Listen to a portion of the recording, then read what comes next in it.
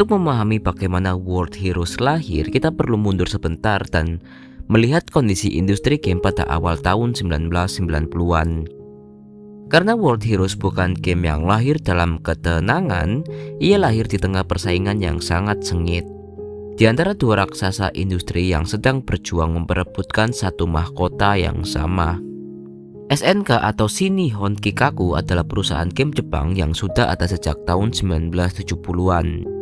Tapi kejayaan mereka yang sesungguhnya dimulai ketika mereka meluncurkan sistem arcade Neo Geo pada tahun 1990, sebuah mesin arcade yang pada zamannya memiliki kemampuan grafis yang jauh melampaui kompetitornya. Neo Geo bukan sekedar mesin arcade biasa, ia adalah pernyataan. SNK sedang berkata kepada dunia bahwa mereka bukan pemain kecil yang harus puas dengan sisa pasar yang ditinggalkan oleh Capcom atau Sega. Mereka punya teknologi, mereka punya visi, dan mereka punya keberanian untuk bersaing di level tertinggi. Tapi pada tahun 1991 sesuatu terjadi yang mengubah seluruh lanskap industri game fighting secara permanen. Street Fighter 2 dirilis oleh Capcom dan dunia tidak pernah sama lagi. Street Fighter 2 adalah fenomena yang sulit dijelaskan kepada orang yang tidak hidup pada era itu.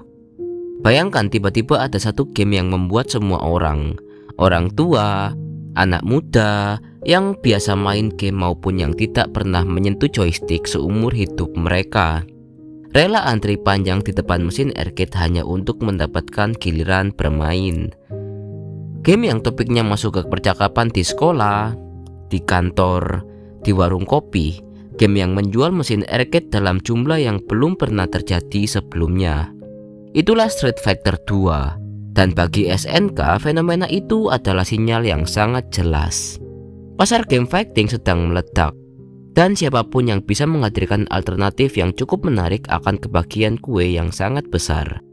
SNK sudah memiliki Fatal Fury yang dirilis pada tahun 1991. Game fighting mereka sendiri yang hadir hampir bersamaan dengan Street Fighter 2. Fatal Fury punya identitasnya sendiri yang kuat. Tapi di bawah bayang-bayang Street Fighter 2 yang begitu besar, Fatal Fury tidak mendapatkan perhatian yang mungkin layak ia dapatkan dalam kondisi pasar yang berbeda. Tapi SNK tidak menyerah, justru sebaliknya, mereka mempercepat. Disinilah cerita World Heroes mulai mengambil bentuknya yang spesifik. World Heroes tidak dikembangkan langsung oleh SNK. Ia dikembangkan oleh ADK atau Alpha Densi Corporation, sebuah studio game yang memiliki hubungan kerja yang sangat erat dengan SNK. ADK adalah developer yang sudah sering bekerja sama dengan SNK dalam mengisi library Neo Geo dengan game-game berkualitas. ADK melihat kesempatan yang sama seperti yang dilihat SNK, bahwa pasar game fighting sedang haus akan konten baru. Dan bahwa Street Fighter 2 meski luar biasa tidak bisa mengisi semua yang diinginkan pemain sendirian. Ada ruang untuk sesuatu yang berbeda. Ada ruang untuk sesuatu yang segar. Pertanyaannya adalah, berbeda dan segar dalam hal apa? Inilah dimana ide paling penting dalam sejarah World Heroes muncul. Tim di ADK mengajukan pertanyaan yang terdengar sederhana tapi ternyata membuka pintu ke konsep yang orisinal. Bagaimana jika karakter-karakter dalam game fighting ini bukan petarung fiksi yang dirancang dari nol, tapi versi-versi yang terinspirasi dari tokoh-tokoh heroik nyata yang sudah dikenal dari sejarah dan legenda dunia? Bayangkan Hannibal dari Carthage, jenderal perang legendaris dari Afrika Utara bertarung melawan Jeanne d'Arc dari Prancis. Bayangkan Miyamoto Musashi, pendekar pedang terbesar dalam sejarah Jepang, berhadapan dengan seseorang yang terinspirasi dari tradisi petarung Eropa abad pertengahan. Bayangkan tokoh-tokoh yang selama ini hanya hidup dalam buku sejarah tiba-tiba bisa kamu kendalikan, bisa kamu bawa ke arena, bisa kamu lihat bertarung satu sama lain dalam pertandingan yang tidak pernah terjadi dalam sejarah nyata, tapi yang terasa seperti sesuatu yang selalu ingin kamu saksikan. Konsep itu adalah inti dari World Heroes. Dan ia adalah konsep yang pada tahun 1992 belum pernah dilakukan oleh siapapun dalam genre game fighting dengan cara yang serius dan konsisten. Ini bukan hanya soal memilih karakter yang kelihatannya keren. Di balik konsep ini ada sesuatu yang lebih dalam. Rasa ingin tahu yang genuine tentang sejarah, tentang tokoh-tokoh yang membentuk dunia, tentang pertanyaan iseng tapi mengasihkan yang sering muncul di kepala siapapun yang pernah membaca buku sejarah. Siapa yang akan menang jika mereka bertemu? Satu keuntungan besar yang dimiliki ATK adalah mengembangkan World Heroes adalah platform tempat game ini akan berjalan. Neo Geo MVS. Neo Geo MVS adalah sistem arcade yang pada awal tahun 1990-an adalah salah satu yang paling bertenaga di dunia. Kemampuan grafisnya memungkinkan sprite-sprite karakter yang besar dan detail. Dan untuk game seperti World Heroes yang mengandalkan daya tarik visual dari karakter-karakter bersejarahnya, kemampuan itu sangat penting. Tim ATK tidak perlu berkompromi dengan keterbatasan hardware dalam merancang penampilan karakter-karakternya. Mereka bisa membuat Hannibal terlihat seperti seorang jenderal perang yang benar-benar intimidatif. Mereka bisa membuat Miyamoto Musashi terlihat seperti pendekar yang membawa serta seluruh aura legenda yang mengelilingi namanya. Dan tidak kalah penting karena Neo Geo adalah platform yang sama untuk arcade dan konsol rumahan atau yang disebut AES. Game yang dikembangkan untuk Neo Geo Arcade bisa diporting ke konsol dengan kualitas yang hampir identik. Ini adalah keunggulan platform yang sangat signifikan pada era di mana perbedaan antara versi arcade dan versi konsol seringkali sangat mengecewakan. Setelah konsep dasarnya ditetapkan, tim ATK menghadapi tantangan yang tidak bisa untuk sebuah developer game fighting. Mereka harus melakukan riset sejarah. Ini bukan soal menyalin nama-nama dari buku sejarah dan menempelkan pada karakter-karakter yang dirancang secara acak. Tim perlu memahami siapa tokoh-tokoh ini, apa yang membuat mereka legendaris, bagaimana mereka bertarung, dan bagaimana esensi dari kehebatan mereka bisa diterjemahkan ke dalam mekanik game fighting yang menyenangkan untuk dimainkan. Miyamoto Musashi misalnya, pendekar yang menjadi inspirasi karakter Hanzo dalam game ini, adalah tokoh yang teknik pertarungannya sudah sangat terdokumentasi dalam tradisi Budo Jepang.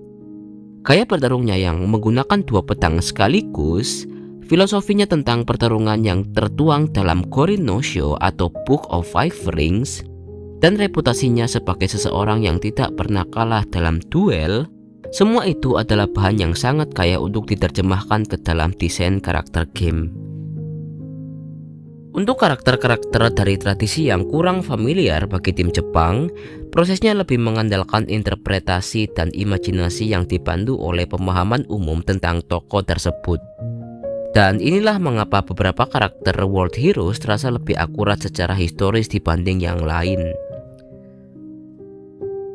World Heroes versi pertama hadir dengan 8 karakter yang masing-masing terinspirasi dari tokoh atau tradisi historis yang berbeda dari seluruh penjuru dunia dan berbagai era waktu. Hanzo Hattori terinspirasi dari ninja legendaris Hattori Hanzo yang namanya sudah menjadi sinonim dengan keahlian ninja dalam budaya populer Jepang. Dalam game ini ia hadir sebagai ninja yang gerakannya cepat dan penuh dengan teknik-teknik yang mencerminkan tradisi ninjutsu. Fumaka Toru terinspirasi dari rival legendaris Hattori Hanzo, pemimpin klan ninja Fuma yang dalam sejarah dan legenda Jepang sering digambarkan sebagai antitesis dari Hattori Hanzo. Kehadiran keduanya dalam roster yang sama adalah keputusan yang sangat cerdas karena ia langsung menciptakan rivalitas yang punya akar dalam sejarah nyata. Broken, karakter yang terinspirasi dari tradisi Jerman dengan desain yang menggabungkan elemen-elemen militer Jerman dengan teknik pertarungan yang elektrik dan mekanis. Ini adalah karakter yang paling jauh dari akurasi historis dalam roster pertama. Tapi secara visual dan mekanik adalah salah satu yang paling memorable. Rasputin terinspirasi dari Grigory Rasputin, tokoh misterius dari Rusia yang pengaruhnya terhadap keluarga Romanov menjadi salah satu kisah paling aneh dalam sejarah Eropa abad ke-20. Dalam World Heroes, Rasputin hadir sebagai karakter yang gaya bertarungnya mencerminkan reputasinya sebagai seseorang yang konon hampir tidak bisa dibunuh, keras kepala, tidak ortodoks, dan penuh dengan kejutan. Jeanne terinspirasi dari Jeanne d'Arc, pahlawan nasional Prancis yang kisahnya adalah salah satu yang paling dramatis dalam sejarah Eropa abad pertengahan.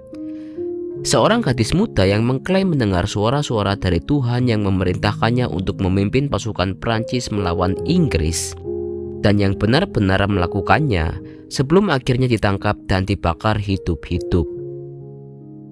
Kim Draken, karakter yang terinspirasi dari tradisi seni bela diri Asia Timur dengan pengaruh yang sangat jelas dari Bruce Lee baik dalam desain visual maupun dalam gaya pertarungannya. Ini adalah atribut yang cukup transparan kepada salah satu ikon material arts terbesar dalam sejarah, meski tentu saja tidak menggunakan nama aslinya. Kapten Kidd terinspirasi dari William Kidd, bajak laut legendaris dari abad ke-17 yang kisahnya adalah campuran antara petualangan nyata dan legenda yang telah berkembang jauh melampaui fakta historisnya. Dalam World Heroes, ia hadir sebagai karakter yang kaya bertarungnya mencerminkan kehidupan laut dan petualangan yang identik dengan citra bajak laut. Muscle Power, karakter yang terinspirasi dari dunia gulat profesional Amerika, dengan penampilan yang sangat jelas merujuk pada tokoh-tokoh ikonik dari era gulat profesional yang sedang sangat populer pada awal tahun 1990-an. World Heroes dirilis untuk Neo Geo MVS pada tahun 1992, dan sambutan yang ia terima adalah sambutan yang hangat, meski tidak mencapai ledakan fenomenal seperti Street Fighter 2, yang membuat World Heroes mendapatkan tempat di hati para pemain arcade Jepang dan kemudian di seluruh dunia adalah bukan karena ia lebih baik dari Street Fighter 2 dalam segala hal. Ia tidak. Street Fighter 2 masih merajai genre ini dengan cara yang tidak bisa ditantang begitu saja. Tapi World Heroes menawarkan sesuatu yang berbeda. Ia menawarkan rasa ingin tahu, daya tarik dari pertanyaan seperti apa rasanya bertarung melawan tokoh-tokoh sejarah ini, yang ternyata cukup kuat untuk membuat orang memasukkan koin ke mesin arcade bahkan ketika ada mesin Street Fighter 2 tepat di sebelahnya. Dan itu pada tahun 1992 adalah pencapaian yang tidak kecil. Akhir dari bab 1 ini, World Heroes lahir dari persaingan, dari ide yang sangat segar, dan dari keberanian untuk mencoba sesuatu yang belum pernah dilakukan sebelumnya dalam genre game fighting. Fondasi sudah diletakkan, 8 pahlawan dari segala zaman sudah berdiri di arena, siap untuk saling berhadapan. Tapi perjalanan World Heroes baru saja dimulai. Ada sequel yang akan datang, ada ekspansi roster yang akan menghadirkan wajah-wajah baru, dan ada cerita panjang tentang bagaimana franchise kecil ini tumbuh dan akhirnya berhenti dalam waktu yang terlalu singkat.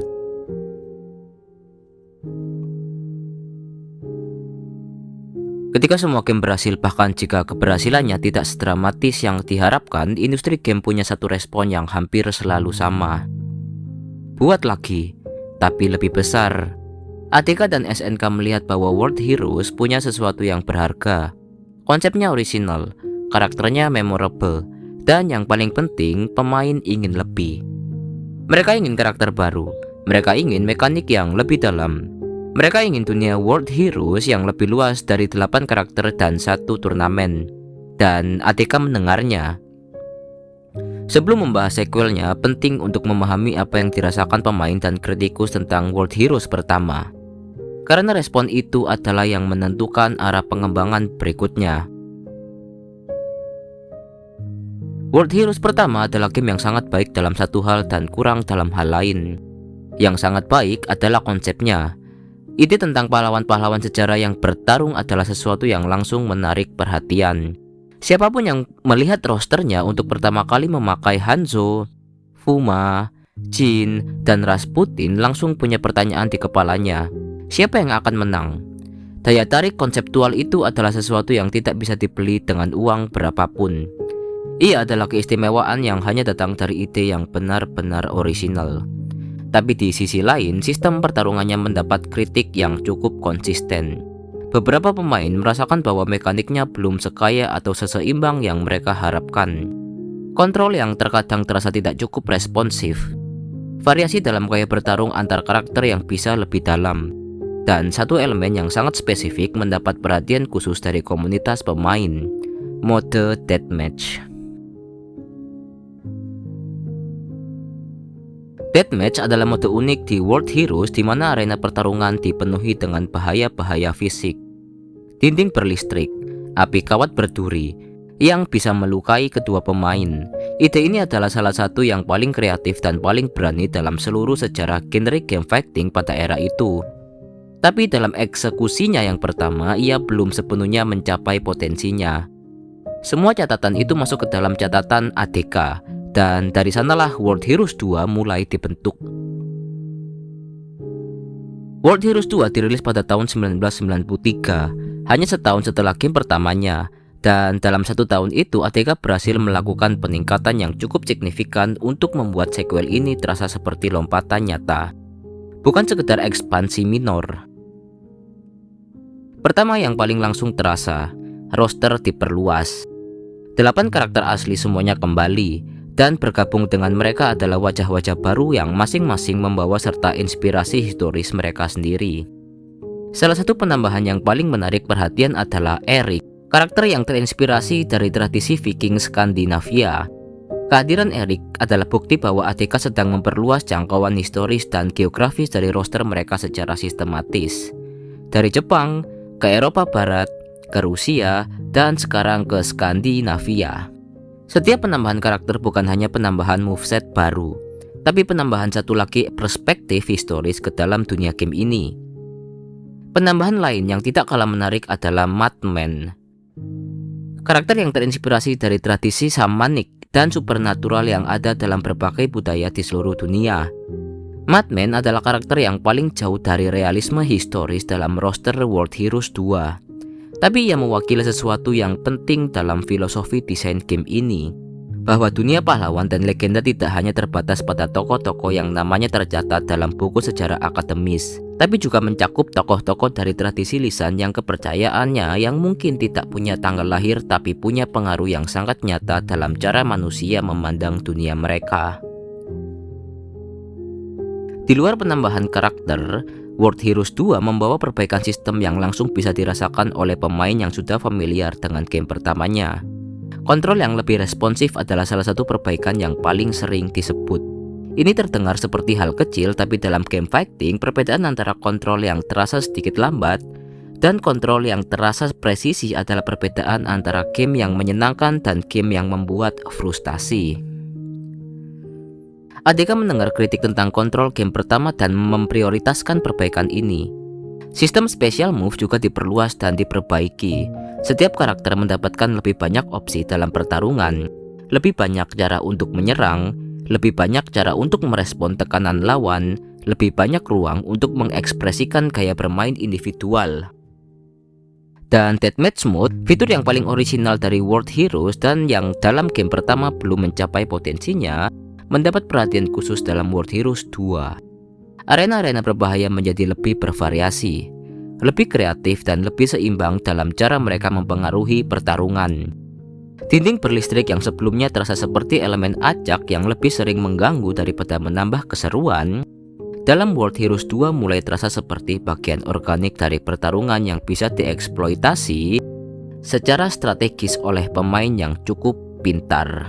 Jika World Heroes pertama adalah sebuah eksperimen, ide besar untuk masih mencari cara terbaik untuk mengekspresikan dirinya, maka World Heroes 2 adalah momen di mana franchise ini mulai menemukan suaranya sendiri. Suara itu adalah perpaduan antara dua hal yang mungkin tidak terlihat bisa berjalan berdampingan, humor dan serius. Di satu sisi, World Heroes adalah game yang tidak pernah mengambil dirinya terlalu serius. Karakter-karakternya, meski terinspirasi dari tokoh-tokoh historis yang nyata, dihadirkan dengan cara yang penuh warna dan kadang-kadang absurd. Rasputin yang bertarung dengan gerakan-gerakan yang lebih cocok untuk pertunjukan sirkus daripada pertarungan sungguhan. Muscle power yang membawa seluruh energi dramatis dari gulat profesional Amerika ke dalam arena, Ini adalah game yang tahu bahwa premisnya sendiri sudah cukup gila untuk tidak perlu diseriusi berlebihan. Tapi di sisi lain ada respect yang genuine terhadap tokoh-tokoh historis yang menjadi inspirasinya. Dalam cara Hanzo bergerak ada pemahaman tentang tradisi ninjutsu yang bukan sekedar klise. Dalam cara Jin yang bertarung ada sesuatu yang mencerminkan gambaran tentang seorang pejuang yang keyakinannya adalah sumber kekuatannya. Keseimbangan antara humor dan respect itu adalah identitas World Heroes. Dan World Heroes 2 adalah game di mana keseimbangan itu mulai terasa natural, bukan seperti sesuatu yang harus dipaksakan. Masih dalam semangat yang sama, lebih besar, lebih baik, ADK merilis satu lagi iterasi dari seri ini pada tahun 1994, World Heroes 2 Z. World Heroes 2 Z bukan sequel penuh dalam arti yang sama seperti World Heroes 2 adalah sequel dari game pertama. Ia lebih tepat digambarkan sebagai versi yang disempurnakan dari World Heroes 2, sebuah update yang signifikan tapi yang mempertahankan fondasi dari game sebelumnya sambil mendorongnya ke arah yang lebih ekstrim dalam beberapa aspek tertentu. Perubahan yang paling langsung terasa adalah kecepatan. World Heroes 2 Z sesuai namanya adalah game yang bergerak lebih cepat dari pendahulunya. Pertarungan terasa lebih intens, lebih dinamis, dan lebih menuntut refleks yang lebih tajam dari pemain. Ini adalah respon terhadap tren yang sedang terjadi di genre game fighting pada pertengahan tahun 1990-an, di mana pemain semakin terlatih dan semakin menginginkan pertarungan yang lebih cepat dan lebih kompleks. Sistem combo juga mendapat perhatian dalam World Heroes 2 Z. Kemampuan untuk menggabungkan serangan-serangan dalam rangkaian yang mengalir yang pada game pertama masih terasa terbatas, mulai berkembang menjadi sesuatu yang lebih ekspresif dan lebih memuaskan untuk dieksekusi. Satu penambahan karakter yang signifikan dalam World Heroes 2 Z adalah Neo Dio. Karakter baru yang akan menjadi salah satu figur paling penting dalam lore seri ini secara keseluruhan. Tapi detail tentang Neo Dio dan perannya dalam cerita adalah sesuatu yang lebih tepat dibahas dalam seri lore daripada di sini. World Heroes tidak tinggal hanya di mesin arcade. Ia menyeberangi jembatan dari lantai-lantai game center yang berisi ke ruang keluarga yang lebih tenang melalui serangkaian port ke platform konsol yang berbeda.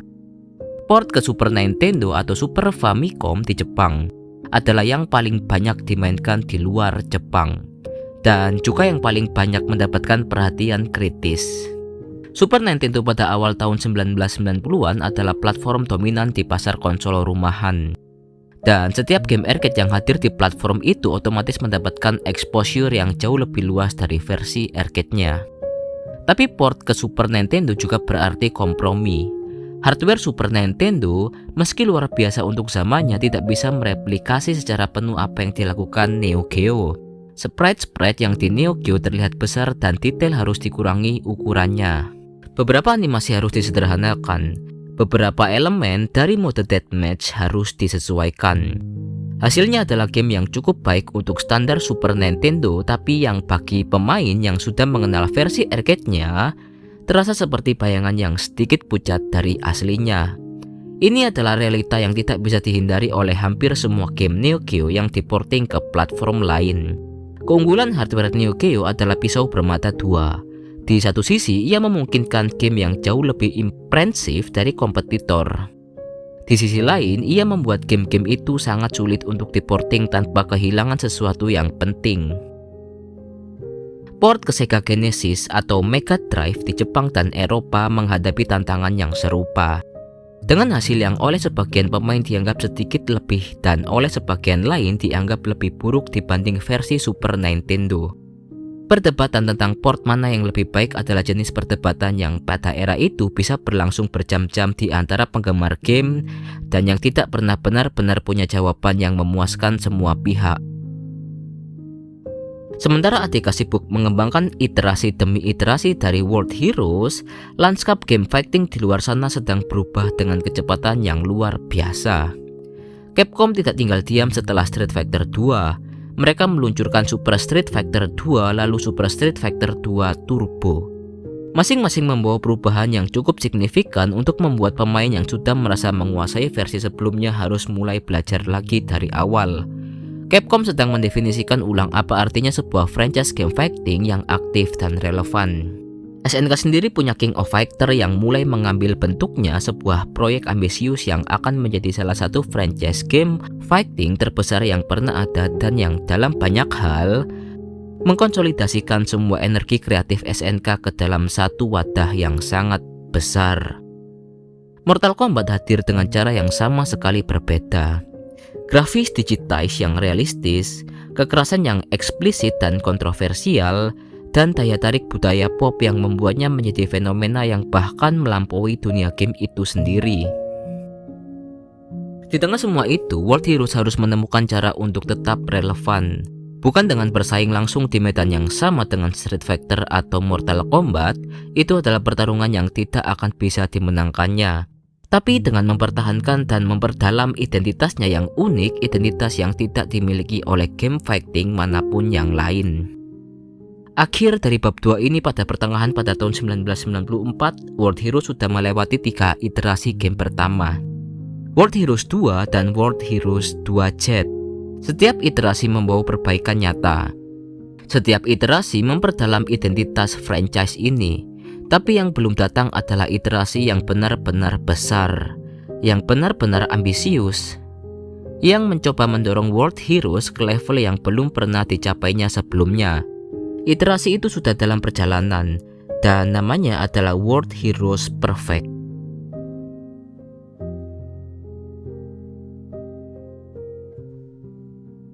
Ada sesuatu yang menarik tentang kata perfect dalam judul game ini. Ketika ATK memutuskan untuk menamai entry keempat dari seri World Heroes dengan kata itu, mereka sedang membuat pernyataan yang berani.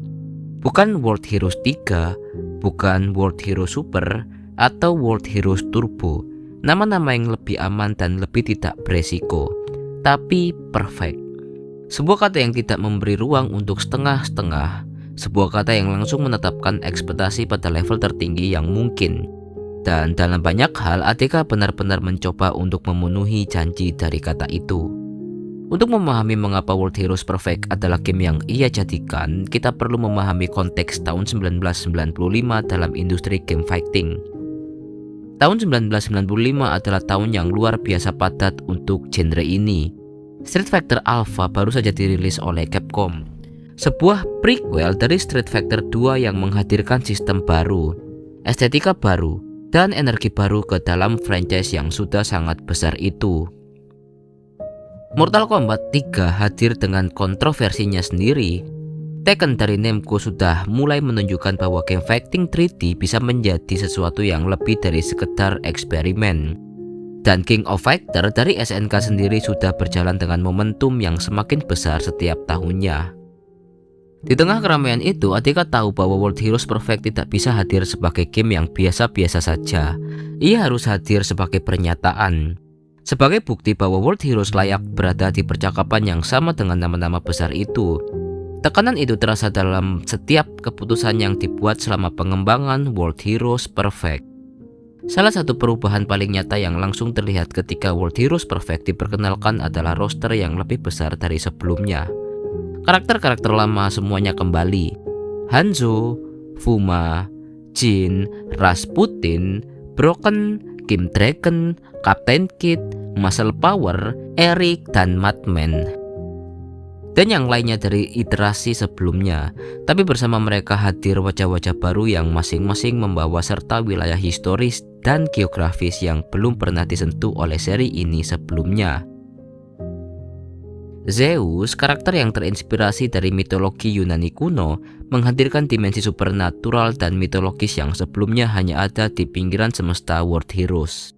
Kehadiran Zeus adalah pengakuan bahwa pahlawan dari segala zaman tidak harus dibatasi pada tokoh-tokoh historis yang bisa diverifikasi secara akademis. Legenda dan mitologi adalah bagian yang sama sahnya dari warisan manusia. Ryofu, karakter yang terinspirasi dari Lu Bu, jenderal perang legendaris dari era 3 kerajaan Tiongkok yang kisahnya diabadikan dalam novel klasik Romance of the Three Kingdoms. Lu Bu dalam sejarah dan sastra Tiongkok adalah simbol dari kekuatan fisik yang tidak tertandingi. seorang pejuang yang bahkan dalam cerita-cerita yang ditulis ribuan tahun setelah kematiannya masih digambarkan sebagai seseorang yang berdiri sendiri di atas level manusia biasa. Penambahan Ryofu adalah keputusan yang sangat signifikan karena ia membuka semesta World Heroes ke tradisi sastra dan historis Asia Timur yang sangat kaya. Tradisi memiliki tokoh-tokoh pahlawan yang tidak kalah menarik dari tradisi Eropa atau Jepang, tapi yang selama ini kurang terwakili dalam genre game fighting. Dari luar roster yang lebih besar, World Heroes Perfect membawa sistem pertarungan yang paling matang dalam sejarah seri ini. Bayangkan seri World Heroes sebagai sebuah resep makanan. Game pertama adalah saat Koki pertama kali mencoba resep itu, hasilnya sudah enak, ada sesuatu yang menarik di sana, tapi ada beberapa bahan yang takarannya belum tepat. World Heroes 2 adalah percobaan kedua, beberapa penyesuaian, beberapa perbaikan, hasilnya lebih baik. World Heroes 2 Jet adalah saat Koki mulai merasa lebih percaya diri. Ia mulai bereksperimen, menambahkan hal-hal baru, dan hasilnya mulai punya karakter yang lebih kuat. World Heroes Perfect adalah saat semua itu tiba di titik di mana setiap elemen sudah berada di tempat yang tepat dengan takaran yang tepat. Sistem Power Gauge, sebuah meter yang mengisi seiring berlangsungnya pertarungan dan yang ketika penuh memberi akses kepada serangan-serangan yang lebih kuat, hadir dalam bentuk yang paling seimbang dan paling bermakna dalam World Heroes Perfect. Penggunaan Power Gauge menciptakan ritme pertarungan yang terasa organik. Periode di mana kedua pemain sedang membangun meter mereka, lalu periode di mana salah satu atau keduanya siap untuk melancarkan serangan yang lebih besar. Lalu keputusan tentang kapan waktu yang tepat untuk menggunakannya. Deathmatch Mode yang sudah ada sejak game pertama dan yang terus diperbaiki di setiap literasi mencapai bentuknya yang paling lengkap di World Heroes Perfect. Arena-arena berbahayanya lebih bervariasi, lebih kreatif dan lebih seimbang dari sebelumnya. Bermain deathmatch di World Heroes Perfect adalah pengalaman yang berbeda dari semua iterasi sebelumnya. Bukan hanya karena arena-arenanya lebih menarik, tapi karena sistem pertarungannya sudah cukup matang untuk membuat keputusan tentang kapan harus mendorong lawan ke dinding berlistrik atau ke dalam api terasa seperti keputusan teknis yang jenius, bukan keberuntungan semata. Secara visual, World Heroes Perfect adalah puncak dari apa yang bisa dilakukan ADK dengan hardware Neo Geo.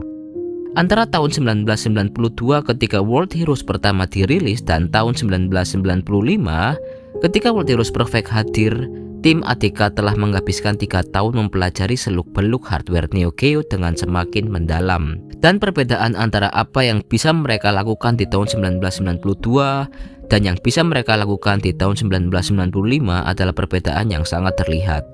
Sprite karakter di World Heroes Perfect lebih detail, lebih halus animasinya, dan lebih ekspresif dalam cara mereka bergerak. Arena-arenanya lebih kaya secara visual, dengan latar belakang yang lebih hidup dan lebih penuh dengan detail yang mencerminkan setting historis atau mitologis dari masing-masing karakter. Bayangkan perbedaan antara foto yang diambil dengan kamera pertama yang pernah kamu punya dan foto yang diambil setelah kamu menghabiskan bertahun-tahun belajar fotografi dengan kamera yang sama. Objeknya sama, kameranya sama, tapi hasilnya jauh berbeda karena pemahaman tentang cara menggunakan alat itu sudah jauh lebih dalam. Itulah yang terjadi dengan World Heroes Perfect secara visual. Satu aspek dari World Heroes Perfect yang sering kurang mendapat perhatian tapi sangat berkontribusi pada identitas game ini adalah musiknya. Musik di World Heroes selalu mencoba melakukan sesuatu yang ambisius, mencerminkan latar belakang historis dan geografis dari masing-masing karakter melalui pilihan instrumen dan gaya komposisi. Tema Hanzo terdengar seperti musik yang lahir dari tradisi Jepang. Tema Jin membawa serta elemen-elemen yang mengingatkan pada musik Eropa abad pertengahan. Tema Rasputin punya tekstur yang mencerminkan misteri dan eksotisme yang melekat pada tokoh aslinya. Di World Heroes Perfect, pendekatan ini mencapai titik yang paling konsisten dan paling berhasil dalam sejarah seri ini. Setiap karakter tidak punya identitas visual dan mekanik yang kuat. Mereka punya identitas sonik yang memperkuat kedua hal itu. Ini bukan hal kecil, musik dalam game fighting adalah sesuatu yang sering diremehkan oleh pemain yang terlalu fokus pada sistem pertarungannya. Tapi yang secara bawah sadar sangat mempengaruhi bagaimana pengalaman bermain terasa secara keseluruhan. Tema yang tepat untuk karakter yang tepat bisa mengubah pertarungan dari sekedar pertukaran input dan output menjadi sesuatu yang terasa seperti cerita. World Heroes Perfect dirilis pada tahun 1995 dan mendapat sambutan yang oleh banyak penggemar seri ini dianggap sebagai yang terbaik sepanjang sejarah franchise. Ulasan-ulasan yang ada memuji kematangan sistem pertarungannya, ke dalam roster yang beragam, dan cara game ini berhasil mempertahankan identitas uniknya di tengah persaingan yang semakin ketat. Tapi ada sesuatu yang agak ironis tentang sambutan itu. World Heroes Perfect adalah game terbaik dalam seri ini. Hampir semua yang terlibat dengan franchise ini, hampir baik dari sisi pengembangan maupun penggemar, setuju dengan itu. Tapi ia hadir di saat yang tidak ideal. Genre game fighting sedang dalam periode di mana pemain sudah sangat dimanjakan dengan pilihan. Street Fighter Alpha, King of Fighter, Mortal Kombat 3, Tekken, dan bahkan sebuah game yang sangat baik seperti World Heroes Perfect harus berjuang keras untuk mendapatkan bagian dari perhatian yang tersedia. Ini adalah fenomena yang tidak jarang terjadi dalam industri hiburan. Karya terbaik dari sebuah franchise tidak selalu adalah yang paling banyak dimainkan atau paling banyak dibicarakan. Karena timing dan konteks pasar memiliki pengaruh yang tidak bisa dikontrol oleh sebaik apapun kualitas game itu sendiri. World Heroes Perfect layak mendapatkan lebih. Dan bagi komunitas penggemar yang menemukannya, baik pada saat rilisnya maupun bertahun-tahun kemudian, ia memberikan lebih dari yang mereka harapkan. Dan kemudian dengan cara yang tidak dramatis tapi yang sangat menyedihkan bagi semua yang menyintai franchise ini, World Heroes berhenti. Tidak ada pengumuman resmi bahwa seri ini berakhir. Tidak ada press release yang mengatakan bahwa World Heroes Perfect adalah game terakhir. Seri ini tidak berakhir dengan pernyataan, ia berakhir dengan keheningan, dengan tidak adanya game berikutnya yang datang. Untuk memahami mengapa, kita perlu memahami apa yang terjadi dengan ADK dan SNK pada paruh kedua tahun 1990-an. SNK, perusahaan yang menjadi fondasi platform tempat World Heroes berdiri, mulai menghadapi tekanan finansial yang sangat serius. Pergantian milenium semakin dekat. Transisi industri dari era arcade ke era konsol rumahan generasi baru, PlayStation, Nintendo 64, Sega Saturn mengubah dinamika pasar dengan cara yang sangat tidak menguntungkan bagi model bisnis yang selama ini menjadi kekuatan SNK. Neo Geo yang keunggulan hardware-nya adalah fondasi dari semua yang pernah dibangun SNK, mulai kehilangan relevansinya ketika konsol-konsol baru mulai mendekati dan kemudian melampaui kemampuannya. ADK sebagai studio yang sangat erat hubungannya dengan SNK dan Neo Geo merasakan tekanan itu dengan sangat langsung. Ketika fondasi tempatmu berdiri mulai goyah, sangat sulit untuk terus membangun ke atas. SNK akhirnya mengalami kebangkrutan pada tahun 2001. Salah satu momen paling menyedihkan dalam sejarah industri game. Dan ADK yang nasibnya sudah sangat terikat dengan SNK tidak bertahan lama setelah itu. World Heroes Perfect yang dirilis pada tahun 1995 menjadi game terakhir dalam seri ini bukan karena ADK memutuskan bahwa ceritanya sudah selesai, tapi karena kondisi di luar kendali mereka tidak lagi memberi ruang untuk melanjutkannya. World Heroes tidak meninggalkan warisan sebesar Street Fighter atau King of Fighter. Namanya tidak selalu muncul dalam diskusi tentang game fighting terbesar sepanjang masa. Karakternya tidak sering muncul dalam game-game crossover atau kompilasi dibanding karakter-karakter di franchise yang lebih besar. Tapi ia meninggalkan sesuatu yang tidak kalah nyata meski lebih sulit diukur. Ia meninggalkan ide bahwa game fighting bisa menggunakan sejarah manusia sebagai sumber yang kaya dan penuh warna untuk menciptakan karakter-karakter yang punya konteks dan makna di luar dunia game itu sendiri. Ide bahwa pertarungan bisa menjadi cara untuk menjelajahi dan merayakan warisan historis dari berbagai budaya dan era. Ide itu tidak mati bersama ADK.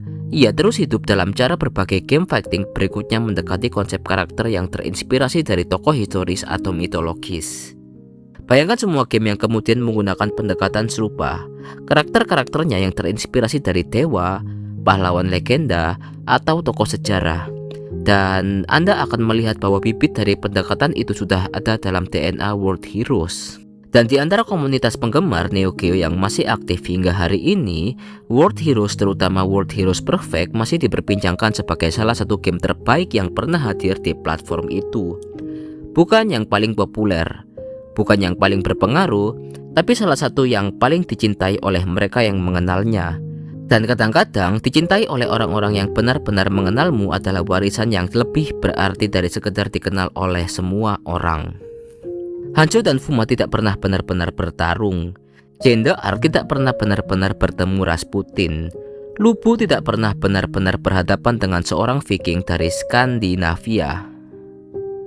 Tapi selama beberapa tahun di awal hingga pertengahan tahun 1990-an, di mesin-mesin arcade yang berdiri di sudut-sudut game center di seluruh dunia, pertarungan-pertarungan yang tidak pernah terjadi itu bisa kamu saksikan dan kamu kendalikan. Kamu bisa mengambil pertanyaan iseng yang mungkin pernah muncul saat membaca buku sejarah. Siapa yang akan menang jika mereka bertemu? Dan kamu bisa memberikan jawabanmu sendiri. Itu adalah hadiah yang sederhana tapi yang terasa luar biasa ketika kamu pertama kali menerimanya. World Heroes memberikan hadiah itu, dan meski franchise-nya sudah lama berhenti, hadiah itu tidak bisa diambil kembali. Ia sudah diberikan dan ia sudah diterima oleh semua orang yang pernah memasukkan koin ke mesin arcade-nya, dan untuk beberapa menit merasakan bahwa sejarah di tangan yang tepat bisa menjadi sesuatu yang lebih menyenangkan dari yang pernah diajarkan di kelas manapun.